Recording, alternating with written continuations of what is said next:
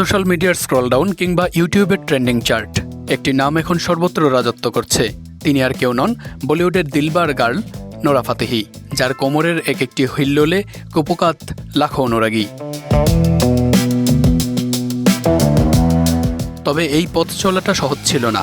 Moroccan বংশোদ্ভূত এই Canadian সুন্দরী ভারতের ভাষা, সংস্কৃতি ও প্রতিযোগিতার সঙ্গে লড়াই করে ধীরে ধীরে বলিউডে নিজের জায়গা তৈরি করেন। আইটেম সঙের চেনা ছককে ভেঙে নোরা নিজেকে প্রতিষ্ঠিত করেছেন গ্লোবাল আইকন হিসেবে। কিন্তু সম্প্রতি নোরাকে নিয়ে এত হইচই কেন? কারণটা স্পষ্ট। তিনি এমন এক তারকা যিনি নাচ, সঙ্গীত ও ফুটবল এই তিন জগৎকে একসাথেই গেঁথে দিয়েছেন। তাছাড়া তার ইউনিক ড্রেসিং সেন্স আর বোল্ড লুক প্রতিনিয়ত ঝড় তুলছে নেট দুনিয়ায়।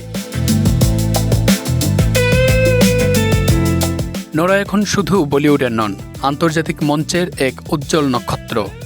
কানাডার উদ্বোধনী মঞ্চে পা রাখার আগেই নোরার নতুন ফিফা অফিসিয়াল গান সিরসির গানটি মুক্তির মাত্র 24 ঘন্টার মধ্যে ইউটিউবে 20 মিলিয়নেরও বেশি ভিউ পার করে রেকর্ড করেছে।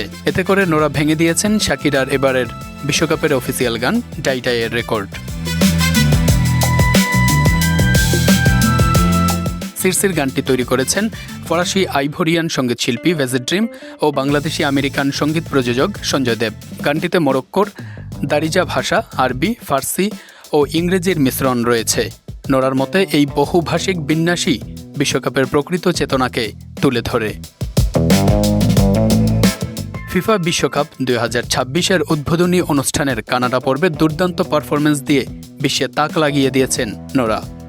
ট্রেন্ড আসে, ট্রেন্ড যায়, কিন্তু নোরা ফাতেহি নামের যে ঝড় বিনোদন দুনিয়ায় বইছে তা সহজে থামার নয়।